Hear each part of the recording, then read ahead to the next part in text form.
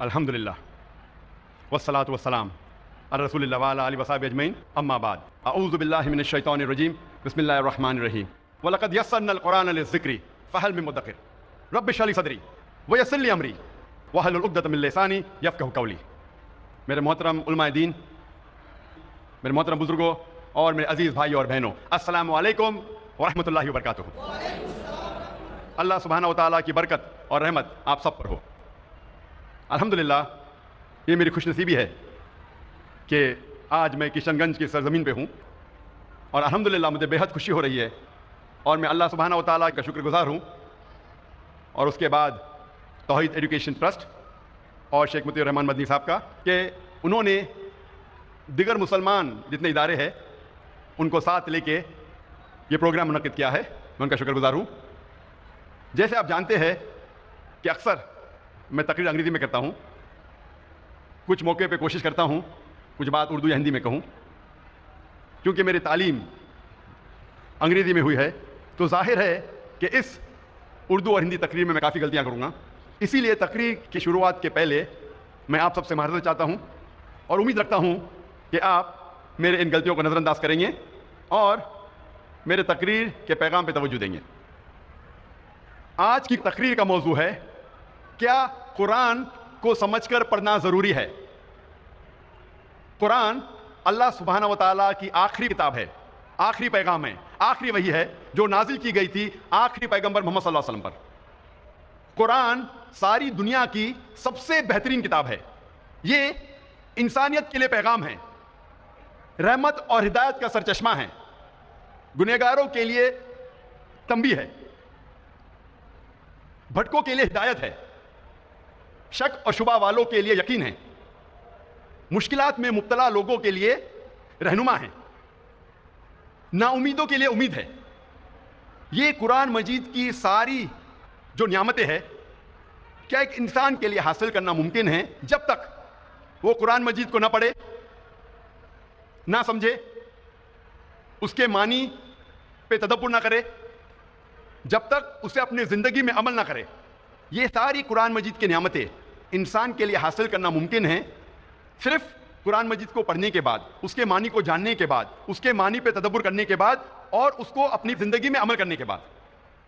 الحمدللہ ساری دنیا میں سب سے زیادہ پڑھی جانے والی کتاب ہے قرآن مجید، لیکن افسوس کی بات ہے کہ قرآن مجید سب سے زیادہ نہ سمجھ کے پڑھنے والی کتاب بھی ہے۔ سب سے زیادہ پڑھی جانے والی کتاب تو ہے، لیکن وہ ایک واحد کتاب ہے جو سب سے زیادہ پڑھی جاتی ہے بنا سمجھ کے۔ اور کیونکہ ہم مسلمانوں نے اکثر قرآن مجید کو سمجھ کے پڑھنا چھوڑ دیا، اسی لیے جو قرآن مجید اور مسلمانوں میں جو لگاؤ ہے وہ کم ہوتا جا رہا ہے۔ افسوس کی بات ہے کہ اگر کوئی قرآن مجید پڑھتا ہے اور اس کا دل نہیں بدلتا، اس کی زندگی میں کوئی تبدیلی نہیں آتی، یہ افسوس کی بات ہے۔ اللہ تعالیٰ فرماتے ہیں قرآن مجید میں سورہ ال عمران میں سورہ نمبر 3 آیت نمبر 110 میں، کنتم خیر امۃ اخرجت للناس، اے مسلمانوں آپ سارے جہاں میں سب سے بہترین امہ ہیں۔ اللہ سبحانہ و تعالیٰ ہم مسلمانوں کی تعریف کر رہا ہے، ہمیں ایک اونچا عہدہ دے رہا ہے۔ جب بھی تعریف کی جاتی ہے، جب بھی کوئی اونچا عہدہ دیا جاتا ہے، اس کے ساتھ ذمہ داری لازم ہے۔ جب اللہ سبحانہ و تعالیٰ فرماتے ہیں کہ ہم سارے جہاں میں سب سے بہترین امہ ہیں، اس کے ساتھ ذمہ داری بھی ہے۔ اللہ تعالیٰ اسی آیت میں فرماتے ہیں تأمرون بالمعروف وتنہون عن المنکر وتؤمنون باللہ، کیونکہ ہم لوگوں کو اچھائی کی طرف بلاتے ہیں اور برائی سے روکتے ہیں، اور اللہ سبحانہ و تعالیٰ پہ یقین رکھتے ہیں۔ اللہ سبحانہ و تعالیٰ فرماتے ہیں کہ ہم سارے جہاں میں سب سے بہترین امہ ہیں کیونکہ ہم لوگوں کو اچھائی کی طرف بلاتے ہیں اور برائی سے روکتے ہیں۔ جب تک ہم قرآن مجید کو سمجھ کے نہیں پڑھیں گے ہمیں کیسے پتہ لگے گا کہ کیا اچھا ہے کیا برا ہے؟ اگر ہم قرآن مجید نہیں سمجھ کے پڑھیں گے اور لوگوں کو اچھائی کی طرف نہیں بلائیں گے اور لوگوں کو برائی سے نہیں روکیں گے، ہم مسلمان کہنے کے لائق نہیں ہیں، ہم خیرہ امہ کہنے کے لائق نہیں ہیں۔ قرآن آتا ہے لفظ قرأ سے، جس کے معنی ہیں، قرآن کے معنی ہے کتاب، پڑھو۔ قرآن کو کہا گیا فرقان، جو حق اور باطل کے درمیان فیصلہ کرتا ہے۔ فرقان، کرائٹیریا ٹو جج رائٹ فرام رانگ، وہ کتاب جو حق اور باطل کے درمیان فیصلہ کرتی ہے۔ جب تک ہم قرآن مجید کو سمجھ کے نہیں پڑھیں گے ہمیں کیسے پتہ لگے گا کیا حق ہے اور کیا باطل ہے؟ اسی لیے قرآن مجید کو سمجھ کے پڑھنا بہت ضروری ہے۔ آج ہم تحقیق کریں گے، اکثر مسلمان قرآن مجید کو سمجھ کے کیوں نہیں پڑھتے؟ سب سے عام بہانہ جو مسلمان دیتے ہیں قرآن مجید کو نہیں سمجھ کے پڑھنے کا وہ یہ ہے کہ ہم عربی زبان نہیں جانتے۔ آج ساری دنیا میں 700 کروڑ انسان ہیں اور تقریباً 150 کروڑ مسلمان ہیں، یعنی 20% سے زیادہ، 20 سے 25% ساری دنیا میں سارے انسانوں میں سے مسلمان ہیں، اور عرب صرف مسلمانوں میں 15% ہے، اور چند اور لوگ ہیں، چند فیصد مسلمان ہیں جو عرب نہ ہونے کے باوجود عربی زبان جانتے ہیں۔ آج دنیا میں تقریباً 25 کروڑ مسلمان عربی جانتے ہیں، 150 کروڑ میں سے 25 کروڑ مسلمان عربی جانتے ہیں، 80% سے زیادہ مسلمان عربی نہیں جانتے۔ جب بھی کوئی انسان پیدا ہوتا ہے وہ ماں کے پیٹ میں سے کوئی بھی زبان نہیں جان کے پیدا ہوتا ہے۔ وہ پیدا ہونے کے بعد سب سے پہلی زبان جو سیکھتا ہے وہ اپنی مادری زبان ہے، تاکہ وہ اپنے فیملی کے لوگ سے گفتگو کر سکے، ان کو سمجھ سکے۔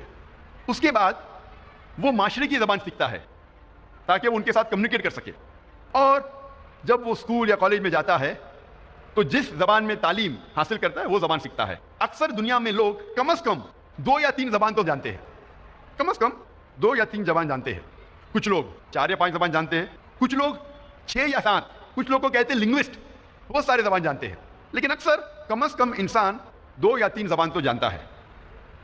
کیا یہ ضروری نہیں ہے کہ ہم وہ زبان بھی جانیں جس میں ہمارا آخری پیغام، ہمارے رب، ہمارے خالق نے آخری پیغام بھیجا؟ کیا وہ زبان ہمیں نہیں جاننا چاہیے؟ مجھے اس وقت یاد آ رہا ہے ڈاکٹر موریس بکیل کے بارے میں، اور میں اس کی مثال دینا چاہتا ہوں کہ ڈاکٹر موریس بکیل ایک مشہور سائنسدان اور ڈاکٹر تھے، اور انہیں ملا تھا French academy award in the field of medicine. اور ڈاکٹر موریس بکیل جو عیسائی تھے، انہیں چنا گیا تھا ریسرچ کے لیے ممی آف منپٹا کا۔ ممی آف منپٹا وہ فرعون جو موسیٰ علیہ السلام کے وقت تھا، اس کے جسم، اسے کہتے ہیں ممی، اس کے اوپر ریسرچ کرنے کے لیے ڈاکٹر موریس بکیل کو چنا گیا تھا۔ اور کیونکہ ڈاکٹر موریس بکیل عیسائی تھے اور بائبل پڑھ چکے تھے، وہ جانتے تھے کہ موسیٰ علیہ السلام کا پیچھا کرتے کرتے فرعون دریا میں ڈوب گیا تھا۔ لیکن جب وہ سعودی عربیہ پہنچتے ہیں، وہاں ایک مسلمان انہیں کہتا ہے کہ قرآن مجید میں لکھا ہے سورہ یونس میں سورہ نمبر 10 آیت نمبر 92 میں کہ اللہ سبحانہ وتعالیٰ فرماتے ہیں کہ ہم فرعون کے جسم کو محفوظ رکھیں گے تاکہ وہ آنے والے لوگوں کے لیے نشانی بنے۔ تو موریس بکیل کو یہ پتا چلا کہ قرآن مجید 1400 سال پرانی کتاب ہے، اس میں یہ لکھا ہے کہ ہم فرعون کے جسم کو محفوظ رکھیں گے تاکہ آنے والے لوگوں کے لیے نشانی بنے۔ وہ چونک گئے اور وہ قرآن مجید کا ترجمہ پڑھے، اور قرآن مجید کا ترجمہ پڑھنے کے بعد اتنا متاثر ہوئے کہ قرآن مجید کو اچھے سے جاننے کے لیے انہوں نے 50 سال کی عمر میں عربی سیکھی۔ آپ سوچ سکتے ہیں ایک غیر مسلم، ایک عیسائی 50 سال کی عمر میں عربی زبان سیکھ رہا ہے قرآن مجید کو سمجھنے کے لیے۔ اور قرآن مجید کی تحقیق کرنے کے بعد انہوں نے ایک کتاب لکھی، بائبل، قرآن اور سائنس۔ تحقیق کے بعد ڈاکٹر موریس بکیل نے اپنی کتاب میں یہ لکھا کہ قرآن مجید میں کئی آیتیں ہیں جو سائنس اب ایڈوانس ہونے کے بعد جاننے لگی، جو قرآن مجید میں 1400 سال پہلے لکھا ہے۔ اور ڈاکٹر موریس بکیل کہتے ہیں کہ قرآن مجید میں ایک بھی آیت نہیں ہے جو سائنس سے ٹکراتی ہے، لیکن بائبل میں کئی ورسز ہیں جو سائنس سے ٹکراتے ہیں۔ یہ مثال دینے کی یہ وجہ ہے میری، یہ کہنے کے لیے کہ ایک غیر مسلمان عیسائی 50 سال کی عمر میں عربی زبان سیکھتا ہے قرآن مجید کو بہتر سمجھنے کے لیے۔ الحمدللہ کچھ سال بعد اللہ سبحانہ ڈاکٹر موریس بکیل کو ہدایت دیتے ہیں، اور الحمدللہ مرنے کے پہلے ڈاکٹر موریس بکیل نے اسلام قبول کیا تھا۔ تو عمر کبھی بھی وجہ نہیں ہے ایک انسان کو اچھے کام سے روکنے کے لیے، لیکن ہر مسلمان کو ڈاکٹر موریس بکیل جیسا جذبہ نہیں ہوگا، لیکن پھر بھی ان کے پاس بہانہ نہیں ہے۔ اگر کوئی عربی زبان نہیں سیکھ سکتا ہے تو کم از کم وہ قرآن مجید کا ترجمہ پڑھے، اور آج الحمدللہ دنیا کی اہم زبانوں میں قرآن مجید کا ترجمہ ہو چکا ہے۔ مولانا عبد المجید دریابادی فرماتے ہیں کہ ساری دنیا میں سب سے مشکل کتاب جس کا ترجمہ کیا جا سکتا ہے وہ قرآن مجید، کیونکہ قرآن مجید کی زبان آسمانی زبان ہے، اللہ سبحانہ وتعالی کی زبان ہے، اور یہ معجزہ زبان ہے، اسی لیے قرآن مجید کا 100% ترجمہ کرنا ممکن ہی نہیں۔ لیکن الحمدللہ کئی علماء دین نے کئی سال ریسرچ کرنے کے بعد الحمدللہ دنیا کے اہم زبانوں میں قرآن مجید کا ترجمہ کر چکے ہیں، اور ہم اگر قرآن مجید کا ترجمہ پڑھیں گے تو بے شک ہمیں اللہ سبحانہ و تعالیٰ کا جو پیغام ہے اس کے بارے میں پتہ لگے گا. اور آپ کو قرآن مجید کا ترجمہ اس زبان میں پڑھنا چاہیے جو زبان میں آپ کو مہارت ہے. اگر آپ کو اردو میں مہارت ہے تو قرآن مجید کا ترجمہ اردو میں پڑھیے. اگر آپ کو ہندی میں مہارت ہے تو ہندی میں پڑھیے. اگر انگریزی میں مہارت ہے تو انگریزی میں پڑھیے. اگر فرینچ میں مہارت ہے تو فرینچ میں پڑھیے. لیکن قرآن مجید کا ترجمہ پڑھنا لازم ہے اگر آپ عربی زبان نہیں جانتے, تاکہ آپ اللہ سبحانہ و تعالیٰ کا آخری پیغام کو سمجھ سکیں. لیکن اکثر ہم مسلمان کافی بہانے کرتے ہیں. کئی مسلمان کہتے ہیں کہ میں اتنا مشغول ہوں میرے تجارت میں کہ مجھے قرآن مجید پڑھنے کا وقت نہیں. میں میرے کام میں اتنا مشغول ہوں کہ مجھے قرآن مجید پڑھنے کا ٹائم نہیں. لوگ اکثر جو اسکول اور یونیورسٹی جاتے ہیں, کالجز جاتے ہیں, اپنی زندگی میں کئی سالوں تک سینکڑوں کتابیں پڑھتے ہیں اور کئی کتابیں حفظ کر لیتے. تو کیا ضروری نہیں ہم کم از کم ہمارے خالق, ہمارے رب کے آخری پیغام کو سمجھ کے پڑھے؟ اور آپ جو دنیاوی تعلیم حاصل کرتے ہیں, یہ تعلیم آپ کو اس دنیا میں فائدہ پہنچا سکتی ہے یا نہیں سکتی؟ کئی گریجویٹ ہے, پوسٹ گریجویٹ ہے, جو فارغ ہونے کے بعد بھی ان کے پاس کوئی نوکری نہیں ہے. اور کئی لوگ کو میں جانتا ہوں جس فن میں گریجویشن حاصل کرتے ہیں وہ فن کو چھوڑ کے دوسرا کچھ تجارت کرتے ہیں یا دوسرا کچھ کام دھندا کرتے ہیں. تو ضروری نہیں جو آپ تعلیم حاصل کرتے ہیں وہ اس دنیا میں آپ کو فائدہ پہنچائے. لیکن یہ تعلیم اگر آپ اس تعلیم کے ذریعے اللہ سبحانہ و تعالیٰ کے قریب نہ آ سکے تو یہ تعلیم آخرت کے لیے فائدہ مند نہیں. اللہ تعالیٰ فرماتے ہیں قرآن مجید میں سورہ بقرہ میں سورہ نمبر 2 آیت نمبر 1 اور 2 میں, الف لام میم ذالک الکتاب لا ریب فیہ ھدی للمتقین. الف لام میم, یہ کتاب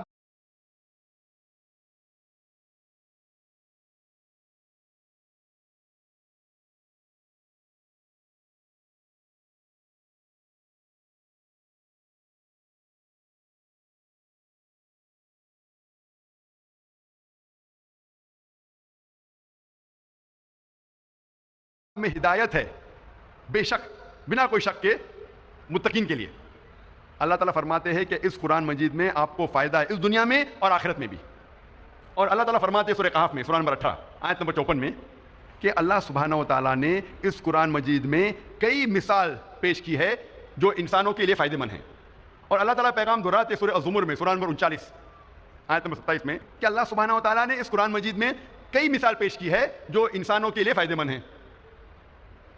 تو یہ قرآن مجید جب آپ پڑھیں گے تو نہ ہی آپ کو اس دنیا میں فائدہ ہوگا بلکہ آخرت میں بھی فائدہ ہوگا. اور آپ اتنے سال ضائع کرتے ہیں کتاب پڑھنے کے لیے, ڈگری حاصل کرنے کے لیے. قرآن مجید پڑھنے کے لیے کتنا وقت لگتا ہے؟ اگر آپ قرآن مجید فاسٹ پڑھیں گے تو چند دنوں میں آپ قرآن مجید پڑھ سکتے ہیں. لیکن محمد صلی اللہ علیہ وسلم کی حدیث ہے جو صحیح حدیث ہے ترمذی میں, اللہ کے رسول فرماتے ہیں کہ جس نے قرآن 3 دن سے کم میں پڑھا تو اس نے قرآن مجید کو نہیں سمجھا. تو اگر آپ قرآن مجید کو آہستہ پڑھیں گے ایک منزل ہر روز تو آپ قرآن مجید 7 دن میں پڑھ سکتے ہیں. اور آہستہ پڑھیں گے اگر ہر روز ایک جز ایک پارہ تو قرآن مجید آپ مکمل کریں گے 30 دن میں, ایک مہینے میں. کیا ہمارا فرض نہیں کہ ہم اللہ کا کلام, اللہ کا آخری پیغام, ہمارے خالق ہمارے رب کے آخری پیغام کو سمجھ کے پڑھیں؟ مسلمانوں کو اکثر غلط فہمی ہے کہ قرآن مجید صرف مسلمانوں کے لیے نازل ہوا اور یہ غیر مسلمانوں کے لیے نہیں ہے. اللہ سبحانہ تعالیٰ فرماتے ہیں قرآن مجید میں سورہ ابراہیم میں سورہ نمبر 14 آیت نمبر 1 میں الف لام را, ہم نے یہ کتاب نازل کی محمد صلی اللہ علیہ وسلم پہ تاکہ وہ انسانوں کو اندھیرے سے روشنی میں لے آئے, سارے انسانوں کو, نہ کہ صرف مسلمانوں کو. اللہ تعالیٰ فرماتے ہیں سورہ ابراہیم میں سورہ نمبر 14 آیت نمبر 52 میں کہ یہ پیغام ہے سارے انسانوں کے لیے تاکہ وہ جان لے کہ ایک خدا ہے. اللہ تعالیٰ فرماتے ہیں سورہ بقرہ میں سورہ نمبر 2 آیت نمبر 185 میں کہ رمضان وہ مہینہ ہے جس میں اللہ سبحانہ و تعالیٰ نے قرآن نازل کیا ہدایت کے لیے سارے انسانوں کے لیے, اور یہ فرقان ہے جو حق اور باطل کے درمیان فیصلہ کرتا ہے. اللہ تعالیٰ فرماتے ہیں سورہ الزمر میں سورہ نمبر 39 آیت نمبر 41 میں کہ ہم نے قرآن نازل کیا محمد صلی اللہ علیہ وسلم پہ تاکہ وہ انسانوں کو ہدایت دے. قرآن مجید میں یہ نہیں کہا گیا ہے کہ صرف مسلمانوں یا عربوں کو ہدایت دے, لیکن سارے انسانوں کو ہدایت دے. قرآن مجید صرف مسلمانوں کے لیے نہیں بلکہ سارے انسانوں کے لیے ہے. اللہ تعالیٰ فرماتے ہیں سورہ انبیاء میں سورہ نمبر 21 آیت نمبر 107 میں وما ارسلناک الا رحمۃ للعالمین, کہ ہم نے محمد صلی اللہ علیہ وسلم کو نہیں بھیجا لیکن رحمت بنا کے سارے انسانوں کے لیے, سارے عالموں کے لیے. اللہ تعالیٰ فرماتے ہیں قرآن مجید میں کہ محمد صلی اللہ علیہ وسلم رحمت بنا کے بھیجے ہیں، نہ کہ صرف مسلمانوں کے لیے، نہ کہ صرف عربوں کے لیے، بلکہ ساری انسانیت کے لیے، سارے عالموں کے لیے۔ اللہ تعالیٰ فرماتے ہیں سورہ فاطر میں، سورہ نمبر 35 آیت نمبر 24 میں، وما ارسلناک الا کافۃ للناس بشیرا ونذیرا، کہ ہم نے محمد صلی اللہ علیہ وسلم کو ایک یونیورسل میسنجر جیسے بھیجا ہے، سارے انسانوں کے لیے ایک پیغمبر بھیجا ہے تاکہ وہ لوگوں کو ہدایت دے۔ لیکن اکثر انسان اب بھی نہیں جانتے۔ تو محمد صلی اللہ علیہ وسلم صرف مسلمانوں یا صرف عربوں کے لیے نہیں بھیجے گئے تھے، بلکہ سارے انسانوں کے لیے بھیجے گئے تھے۔ ہم مسلمان اکثر سمجھتے ہیں کہ یہ قرآن مجید غیر مسلمانوں کو نہیں دی جا سکتی اور غیر مسلمان اسے نہیں چھو سکتے۔ یہ اکثر غلط فہمی ہے، اور لوگ حوالہ دیتے ہیں سورہ واقعہ کی، سورہ نمبر 56 آیت نمبر 77 to 80، جہاں اللہ سبحانہ تعالیٰ کہتے ہیں کہ یہ قرآن مجید ہے جو ایک محفوظ کتاب ہے، کوئی بھی اسے چھو نہیں سکتا، صرف مطہرین جو لوگ پاک ہے۔